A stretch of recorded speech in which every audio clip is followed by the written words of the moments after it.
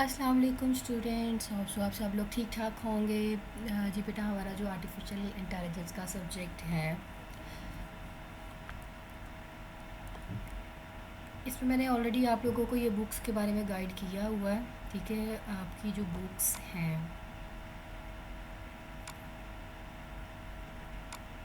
Practical part में मैंने ये दोनों बुक्स ओपन की हुई हैं। ठीक है, आर्टिफिशियल इंटेलिजेंस वाली बुक जो है विद पाइथन, उसमें ये जो आपका टॉपिक है जनरल प्रॉब्लम सॉल्वर, ऑलरेडी हमने स्लाइड्स में भी कर लिया हुआ है, लेकिन इन डिटेल इसके जो स्टेप्स हैं वो लाजमी हमारे सिलेबस का पार्ट है, वो हमें पता होने चाहिए। तो यहाँ पे जनरल प्रॉब्लम सॉल्वर की बात करने लग, मतलब कोई भी जनरल प्रॉब्लम है, पहले वो प्रॉब्लम होगी देन ही उसको हम सॉल्व करेंगे ना। तो वो जो सर्चिंग के सारे मेथड्स थे वो इन्हीं प्रॉब्लम्स के ऊपर ही अप्लाई कर रहे थे। The general problem solver GPS was an AI programme proposed by Herbert Simon. इसने जो है वो ऑथर ने इसका कॉन्सेप्ट दिया था। It was the first useful computer program that came into existence in the AI world. तो इसने ये जो जीपीएस का कॉन्सेप्ट दिया था, इसने कहा था कि ये जो कॉन्सेप्ट है एआई में सबसे पहला कॉन्सेप्ट है और यूज़फुल है। अब यूज़फुल कैसे है? क्योंकि हमें पता है कि हर प्रॉब्लम अगर आ गई है तो प्रॉब्लम सॉल्वर क्या कर रहा है, उस प्रॉब्लम को एक इन टच कर रहा है, इसको गोल प्रोवाइड कर रहा है, हमारा एम जो है वो कंप्लीट हो रहा है। The goal was to make it work as a universal problem solving machine. ठीक है, आपका प्रॉब्लम सॉल्वर यहाँ पे एज अ जीपीएस जो है वो प्रॉब्लम सॉल्विंग मशीन के तौर पे काम कर रहा है in the artificial intelligence. Of course, there were many software program that existed before, but these program perform specific task। अब इसका जो मेन टारगेट था वो किस चीज़ के ऊपर था? आपकी जो प्रॉब्लम है उसके ऊपर मेन फोकस इसने किया, आपकी जो प्रॉब्लम है उसके ऊपर। GPS was the first program that was intended to solve any general problem. GPS was supposed to solve all the problems using the same base algorithm for every problem। ठीक है, हमने इतने सारे जो सर्च के एल्गोरिथम्स देखे हैं, आपने हर किसी का सिनेरियो देखा, उसमें एल्गोरिथम्स लिखा जाता है। मतलब तरीका कार तो सेम वही है ना, एक प्रॉब्लम को सॉल्व करने का, अचीव ही करना है ना गोल हमने, मेथड्स डिफरेंट हो सकते हैं। To program the GPS, the author created a new language called Information Processing Language (IPL). The basic premise is to express any problem with a set of well-formed formulas। अब जैसे कि हमारे mathematics के formulas होते हैं, ठीक है, हमें वो फार्मूलाज दे दिए जाते हैं, हम उसका क्वेश्चन का सोल्यूशन जो है वो निकाल लेते हैं। तो इसी तरह ये हमारी सर्चिस के मेथड्स होते हैं, हमें वो दे दी जाती हैं, तो हम different sources, different mathematics, डिफरेंट्स graphs हो गए, जैसे कि हमने ग्राफ्स मेथड्स पढ़े थे। अब यहाँ पे सोर्सेज एंड सिंक्स जो हैं, ये वो चीज़, आपका एक सोर्स मतलब सेंडर होता है, सिंक मतलब receiver, destination. In a graph the source refer to the starting node and the sink refer to the ending node. अब क्लियर हो गया होगा कि सोर्स आपका स्टार्टिंग नोड होता है, मतलब सेंडर, जैसे कि मैं आपको मैसेज, आप सबको मैसेज डिलीवर कर रही हूँ, आप लेक्चर डिलीवर कर रही हूँ, ठीक है। और सिंक्स आप लोग एंड डेस्टिनेशन पॉइंट्स आपने सुन लिया, तो यू आर द रिसीवर्स, ठीक है, एंडिंग नोड होती है। In the case of GPS the source refer to the axioms and the sink refer to the conclusion. आपका सोर्स होता है वो स्टार्टिंग होता है, और जो सिंक होता है वो आपका कंक्लूजन को रेफर करता है। सो यहाँ पे वेल डिफाइंड प्रॉब्लम्स आपको मिल जाती हैं, आप उसको एनालिसिस करते हो, उसकी एक मैथमेटिकल फॉर्म में ज्योमेट्रिक और लॉजिक बनाते हो, and it could also solve word puzzles हो गई, एंड प्ले चेस गेम हो गई। तो आप लोग गेमिंग की फॉर्म में भी तो प्रॉब्लम सॉल्वर को यूज़ कर रहे होते हो ना, आप गेम्स खेल रहे होते हो, तो वो क्या होता है, वो भी तो जीपीएस के थ्रू ही बनाई होती हैं।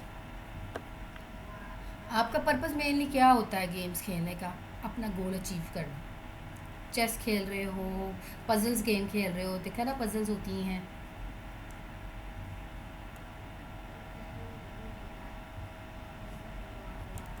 यहाँ पे प्रॉब्लम सॉल्विंग जो है उसके मेथड्स हैं, उसका स्ट्रक्चर है, जीपीएस प्रोवाइड करता है। Let's see how to structure a given problem to solve it using GPS. The first step is to define the goal. हमारा पहला पर्पस क्या है कि हमने गोल को अचीव करना है.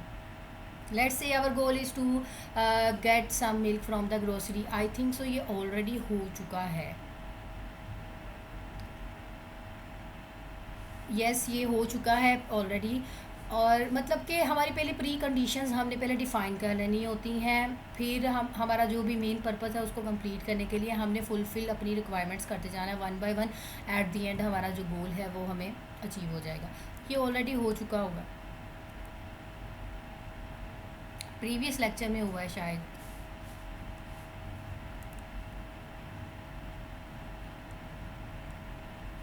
Yes, I have already done it.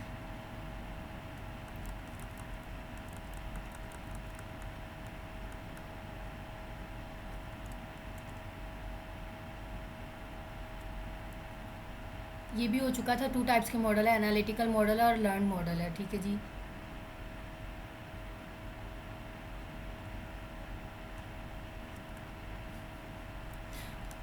जी मैंने ये भी आप लोगों को बताया था. इंस्टॉल करना है. पाइथन के वर्जन्स हैं डिफरेंट लिखे हुए यहाँ पे, डिफरेंट उसके पैकेजेस हैं.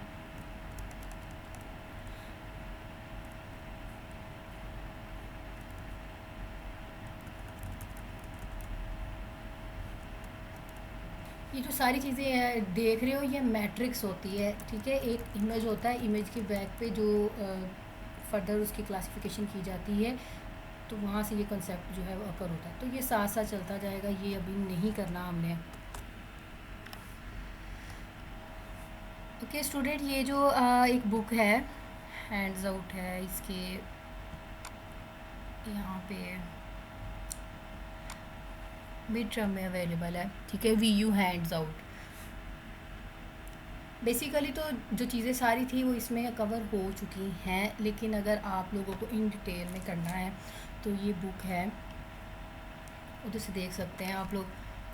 आर्टिफिशियल इंटेलिजेंस क्या होती है वो तो ऑलरेडी आप लोगों को बड़े अच्छे से कॉन्सेप्ट बता दिया, और बल्कि मैंने उस दूसरी बुक से भी बताया जो आर्टिफिशियल इंटेलिजेंस विद पाइथन है.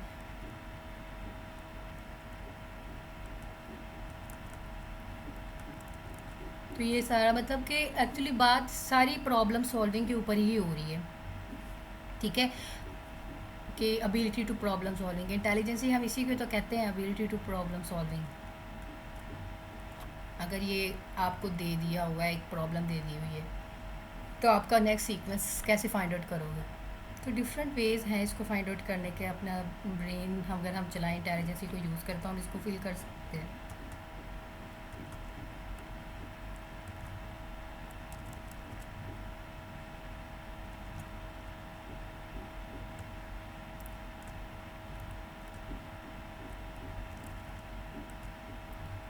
तो बेसिकली इस फाइल को ओपन करने का मकसद ये है कि कुछ ऐसे कॉन्सेप्ट हैं जो बेसिकली स्टार्ट पे आने थे, वो आप लोगों को यहाँ से पता चल जाएंगे. इंटेलिजेंट मशीन क्या रिकॉग्नाइज कर रही है, क्या फिंगरप्रिंट, मतलब कि किस टाइप की मशीन है, ये ऑलरेडी हमने कंसेप्ट कर लिया होगा, ये नहीं हमने करना यहाँ से. तो यहाँ पे ये मल्टीपल उसमें कंपैरिजन दिया हो गया, मतलब आपका जो सिस्टम है think like human, act like human, ये ऑलरेडी सारा हमने अपनी स्लाइड्स में से कर लिया हुआ. तो वो स्लाइड्स भी एक्चुअली इसी में से ही बनाई गई हैं. तो ये आपकी हिस्ट्री थी.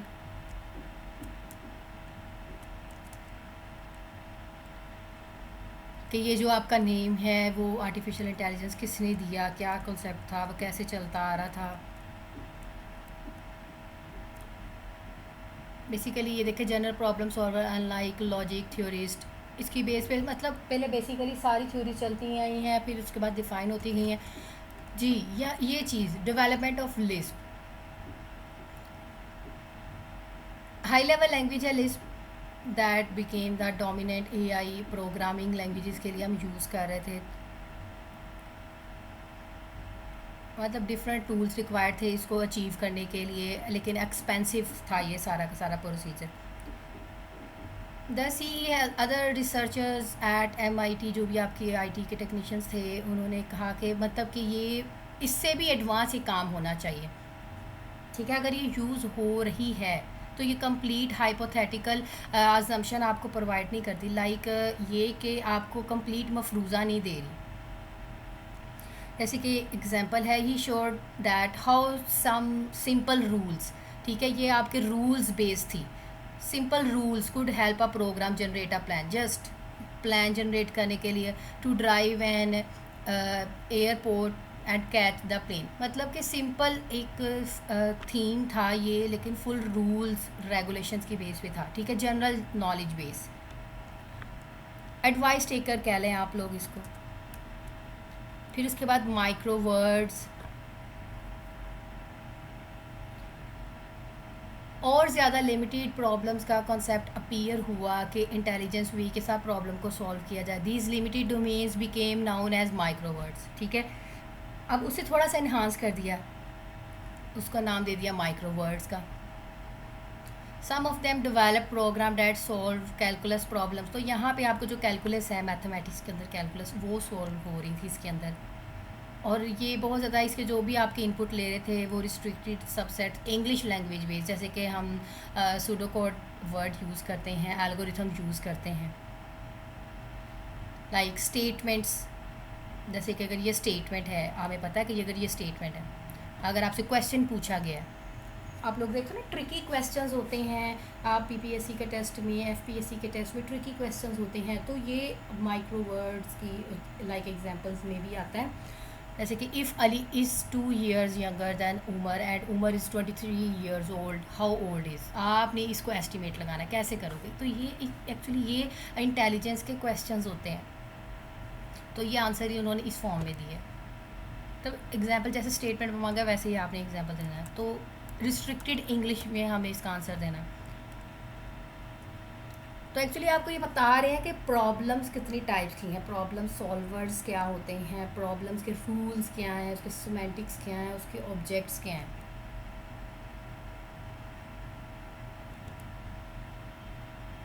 Researchers started to realise problems. तो यहाँ पे हर्बर्ट साइमन है जिसने ये इन सिंपल वर्ड में ये चीज़ कही है, it is not my aim to surprise to shock you, but the simplest way I can summarise is to say that there are now in the world machines that think, that learn and that create. मतलब वो सोचें, करें, मतलब कि जैसे human करते हैं वैसे काम करें। वो चाहता है कि मैं ऐसी मशीन तैयार करूँ, उसमें ऐसी एबिलिटी होनी चाहिए, इन फ्यूचर वो विजिबल हो, वो आपकी प्रॉब्लम को रन टाइम पे, रियल टाइम पे सॉल्व करें, like just like as a human mind.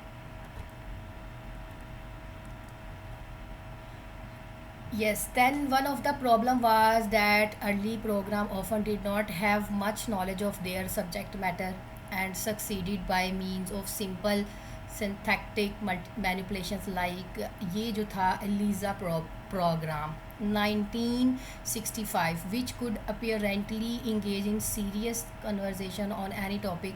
मतलब आपकी ये जो manipulation like ETC इसके ऊपर डिपेंडेंट थी, ये वाली language actually just borrowed and manipulated. इसका क्या काम था? बोरोड करना, मतलब वो कैरी करना, और मैनिपुलेट कर देना the sentence type into the by human, जैसे ह्यूमन लाइक हम बच्चों को सिखाते हैं।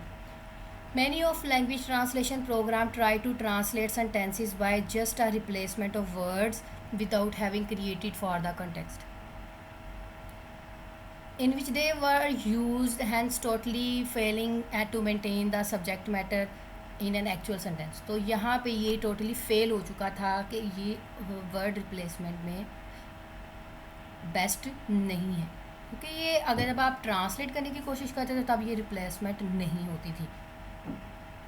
The subject matter in the actual sentence which was to be translated, the famous retranslation of the spirit is willing but the flesh is weak। वही बात कि ठीक है इसमें एबिलिटी तो है ट्रांसलेशन करने की, लेकिन एक्चुअली जो चीज़ हम रिक्वायर्ड कर रहे हैं ट्रांसलेशन में वो नहीं आ रही, ठीक है। तो यहाँ पे ये दो एग्जांपल दी गई हैं इस प्रोग्राम को समझाने के लिए कि इसकी क्या एबिलिटी है। तो हर वक्त ये वर्क प्रॉपरली परफॉर्म नहीं कर रही थी in simple words.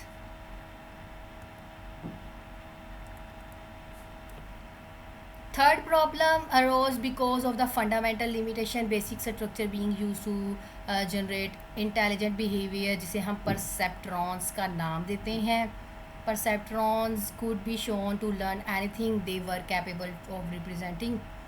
They could be very little. जैसे हमारा ब्रेन होता है ना, वो डिफरेंट न्यूरॉन्स के साथ मिलकर बना होता है. तो यहाँ पे हम कंप्यूटर की आर्टिफिशियल इंटेलिजेंस में रोबोट्स हैं, हम उसको परसेप्ट्रॉन्स का नाम दे देते हैं. फिर यहाँ पे कमर्शियल मार्केट में कन्वर्ट हुआ, फिर आपके एक्सपर्ट सिस्टम्स आए, ठीक है, जिसमें आपके डिजिटल इक्विपमेंट कॉपरेशन हुई, जिसमें और ज़्यादा इन्हांसमेंट हुई प्रॉब्लम को सॉल्व करने की. चूँकि ये जो आपकी आर्टिफिशियल इंटेलिजेंस है, ये 5th जनरेशन है, ठीक है. और इसमें बेसिकली जो हम लैंग्वेज यूज़ करते हैं ना, वो है आपकी Prolog language. The project propose to achieve full scale natural language understanding. So ये जो आपकी प्रोलॉग है या फिर आर्टिफिशियल इंटेलिजेंस लैंग्वेज है, इसमें ये कंसेप्ट आएगा कि टोटली जैसे ह्यूमन काम करता है वैसे ही काम किया जाए. लाइक अब ये भी कंसेप्ट है कि हम एक इमेज है उसको रीड आउट कर सकते हैं इन टेक्स्ट फॉर्म. तो डिफरेंट रिसर्च हैं, डिफरेंट मेथड्स हैं आर्टिफिशियल इंटेलिजेंस के अंदर. डीप लर्निंग है, मशीन लर्निंग है, CNN अप्रोच है, RNN अप्रोच है. तो जितनी इसके अंदर स्टडी करते जाता है बंदा, उतना ही उसके अंदर डीपली होता जाता है. तो आपका ये आर्टिफिशियल इंटेलिजेंस का सब्जेक्ट जो है, बेहतर है आप लोगों को रिसर्च की तरफ भी लेके जाता है. आपके फर्दर जो MS करेंगे, आगे MPhil करेंगे, उनके भी काम आएगा. तो ये सारी जो उसकी मेनली हिस्ट्री दी गई है, देखिए समराइज़ किया गया है, आपकी हिस्ट्री की एवैल्यूएशन की गई है. तो इस फॉर्म में आप लोग इसको बड़े अच्छे से याद कर सकते हो, अपनी फुल हिस्ट्री को.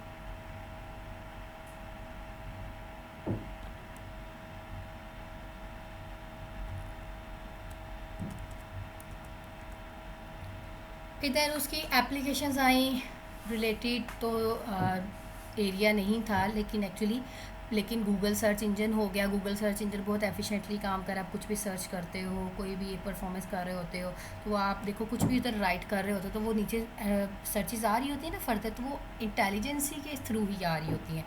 तो कंप्यूटर विजन के बहुत ज़्यादा एरियाज़ हैं, कंप्यूटर विजन में बहुत ज़्यादा काम हो रहा है आर्टिफिशियल इंटेलिजेंस के अंदर. नेचुरल लैंग्वेज प्रोसेसिंग के अंदर बहुत ज़्यादा काम हो रहा है. तो ये डिफरेंट फील्ड्स है. जब हम एक फ़ील्ड चूज़ कर लेते हो, जैसे कि इसमें कंप्यूटर विजन में ह्यूमन रिकॉग्निशन सिस्टम आ जाता है, फेस रिकॉग्निशन सिस्टम आ गया, thumb impression, biometric recognition system आ गया, रेटिना रिकॉग्निशन सिस्टम आ गया. नेचुरल लैंग्वेज प्रोसेसिंग के अंदर तो मशीन है, जैसे कि बोलते हैं आप, गूगल के थ्रू बोलते हैं, गूगल आपको फ़ौरन से आउटपुट देता है. आप यूट्यूब के ऊपर सर्च कर रहे होते हैं वॉइस के ज़रिए, वो आपको सर्च उसके रेलेवेंट प्रोवाइड करता है. तो ये इमेज लैंग्वेज प्रोसेसिंग में आती है. तो डिफरेंट कैटेगरीज़ हैं, डिफरेंट रिसर्चेस मेथड्स हैं इसके अंदर. तो अब यहाँ पे आता है प्रॉब्लम सॉल्विंग. प्रॉब्लम सॉल्विंग के अंदर ऑलरेडी आपको बताया है कि प्रॉब्लम सॉल्वर क्या होता है. प्रॉब्लम सॉल्विंग एक तकनीक होती है जिसमें हमने use just like a thinking human to solve more and more problems is more like intelligency. हमने इंटेलिजेंसी के थ्रू उसको सॉल्व करना जो भी हमारी प्रॉब्लम है. Classical approach, hit and trial method, just simple, pretty simple. Classical approach, hit करो, देखो और ट्राई कर दो, दैट्स इट. अगर वो काम कर गई तो ठीक, अदरवाइज चेंज योर अप्रोच. जैसे कि यहाँ पे मेज सर्चिंग प्रॉब्लम है. The mouse travel through one path and find the path leads to that end. मतलब यहाँ पे गेम दी गई है, उसका मेन पर्पस क्या है, चीज़ फाइंड आउट कर रहा है. तो उसको अगर उसका गोल मिल जाएगा तो ठीक, अदरवाइज़ क्या होगा. हैंड्स ऑल और the solutions the mouse tries. उसने उसको हर सोल्यूशन को फाइंड आउट किया. The one that reach the cheese was the one that solve the problem. अगर कोई भी मेथड में से वो पहुंच जाता है अपनी अचीवमेंट की तरफ, तो वो उसको अचीव कर लेगा. तो ये एक simple hit and trial method है, कहीं से भी चला जाए, उसको जो उसका पर्पज़ है वो कंप्लीट हो गया. तो इसी तरह ये दूसरी एग्जांपल है, मतलब डिफरेंट सिचुएशंस आपको बताई गई हैं. Generate the test. दूसरा है कि आप जनरेट करें एंड टेस्ट करें. क्लासिकल वे है, ठीक है, ये प्रॉब्लम सॉल्विंग का. तो यहाँ पे हम डिफरेंट कम्बिनेशंस प्रोवाइड करते हैं एक प्रॉब्लम को लेकर. फिर उसका जो सोल्यूशन होता है ना, करेक्ट सोल्यूशन, उसको फाइंड आउट करने की कोशिश करते हैं। वो हम टेस्टिंग के थ्रू कर रहे होते हैं। जो हमारे पास इनकरेक्ट सोल्यूशन होता है उसको हम डिस्ट्रॉय करते जाते हैं। तो ये मेथड्स हैं। सोल्यूशन जनरेटर है, पॉसिबल सोल्यूशंस इतने सारे हैं, टेस्टर करेंगे, करेक्ट सोल्यूशन उसमें से जो भी मिलेगा वो हम ले लेंगे, बाकी इनकरेक्ट सोल्यूशन जो है वो स्किप करते जाएंगे, डिस्ट्रॉय करते जाएंगे। तो ये आपका ये मेथड है सोल्यूशन जनरेटर का। तो यहाँ पे प्रॉब्लम रिप्रेजेंटेशन की गई है। हम प्रॉब्लम को डिफरेंट वेज के साथ सॉल्व करने के ग्राफ्स की फॉर्म में बना लो, आपकी मर्जी। आप एक प्रॉब्लम होती है ना, उसको हम टेबल्स की फॉर्म में बना लेते हैं, ग्राफ्स की फॉर्म में बना लेते हैं। हर किसी बंदे का प्रॉब्लम सॉल्व करने का मेथड डिफरेंट है। तो ये वाला जो मेथड होता है ना हायरार्की फॉर्म में, it's best method, step by step method. Components हैं प्रॉब्लम सॉल्विंग। जी हाँ, कोई भी दुनिया में चीज़ एग्जिस्ट कर रही है, हमने किसी चीज़ के ऊपर रिसर्च करनी है ना, हमें सबसे पहले प्रॉब्लम फाइंड आउट करनी है। अगर आपने कोई आइडिया भी किसी को पेश करना है ना, हम कहते हैं ना मैं आइडिया डिस्कवर करना चाह रहा हूँ, तो भाई ज़ुबानी कलामी बातें नहीं करते हैं हम। हमें ये होता है कि आइडिया, अपनी प्रॉब्लम स्टेटमेंट लिख के लेके, और प्रॉब्लम स्टेटमेंट लिखने का पता क्या मेथड होता है। आपने प्रॉब्लम स्टेटमेंट लिखनी है कि ये मेरी प्रॉब्लम स्टेटमेंट है, मतलब पहले मैंने प्रीवियसली स्टडी की है, उसमें ये प्रॉब्लम अकर हुई है और उसमें गोल स्टेट ये है, और मैं उसका सोल्यूशन स्पेस और ऑपरेटर्स ये प्रोवाइड कर रहा हूँ। तो ये एक प्रॉब्लम स्टेटमेंट लिखने का एक मेथड होता है।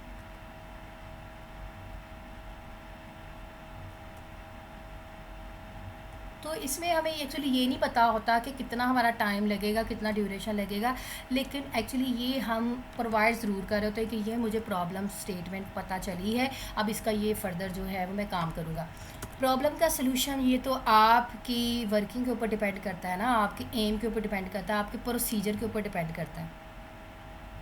जैसे कि माउस का मेन पर्पज़ था चीज़ को फाइंड आउट करना, चीज़ तक पहुंचना, ठीक है। तो वो बिसाइड उसके उसको खाए, जो मर्ज़ी करे, वेस्ट करे, वो उसकी मर्ज़ी, लेकिन एक्चुअली उसका मेन पर्पज़ था चीज़ को फाइंड आउट करना, ये उसका गोल स्टेट था। अब उसके पास प्रॉब्लम सोल्यूशन के कितने सारे मेथड होंगे, मे बी उसके पास बहुत सारे वेज हों चीज़ तक पहुंचने के लिए। देन आती है सोल्यूशन स्पेस। अब देखें प्रॉब्लम स्टेटमेंट में आपके पास क्या प्रॉब्लम अकर हुई है वो चीज़, ठीक है, इसमें आपने देख लिया infinite amount of time required है। प्रॉब्लम सोल्यूशन में देखना है हमारा गोल स्टेट अचीव करना है, वो आपकी मर्ज़ी के कि अल्टीमेट आपने कौन सा मेथड चूज़ करना है। सोल्यूशन स्पेस वो चीज़ होती है आप स्ट्रेटजी कौन सी यूज़ कर रहे हो, टेक्निक कौन सी यूज़ कर रहे हो, ठीक है। इसमें टेक्निक देखना है किस स्टेट्स पे हो और कितनी स्टेट्स इसके अंदर फर्दर आ रही हैं, पूरी रिप्रेजेंटेशन, एक स्ट्रेटजी, एक तरीकाकार, एक ट्रैवलिंग का मेथड आना है इसके अंदर। तो यहाँ पे क्या है, the set of the start state, the goal state and all the intermediate state constitute some time which is called solution space. तो आपने वो जो स्टार स्टेट से गोल स्टेट में पहुंचने में जितनी भी इन बिटवीन स्टेट्स आई हैं उसको जमा करते गए हो, एडअप करते गए हो, वो होती है आपकी solution space. Travelling in solution space, ये ऑलरेडी सारी चीज़ें हो चुकी हुई हैं वैसे। Turn left right, go straight, मतलब ऑपरेटर कौन सा फुलफ़िल किया है, सीक्वेंस कौन सा फुलफ़िल किया है। The 2-1 problem, start and goal, find out तो करना ही है ना, प्रॉब्लम सॉल्विंग टेक्निक है ये।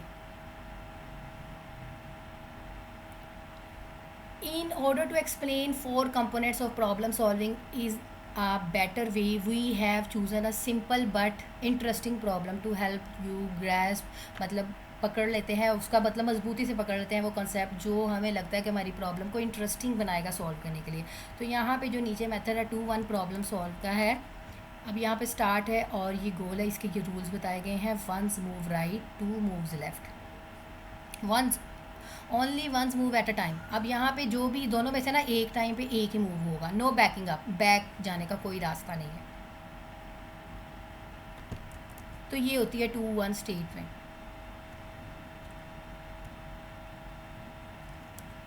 तो यहाँ पे इसके डिफरेंट ट्रायल्स बताए गए हैं। ट्रायल 1 करेगा, देन वो मूव हुआ, फिर स्टार्ट स्टेट है, मूव 1 हुआ, ठीक है। ट्रायल 1 मूव 1, ये इतनी मूवमेंट वो कर सकता है।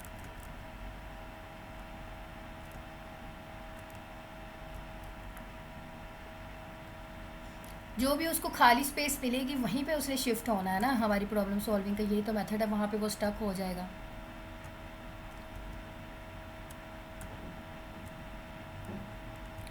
तो हमें इसको ज़्यादा कॉम्प्लेक्स नहीं करना। ये बेसिकली आप लोगों को इसकी हिस्ट्री बताना ज़रूरी थी, वो जो भी आर्टिफिशियल इंटेलिजेंस की थी, तो वो आप लोग उस चार्ट की फॉर्म में भी कर सकते हो। उसको लाजमी आप लोगों ने अपने माइंड में रखना है।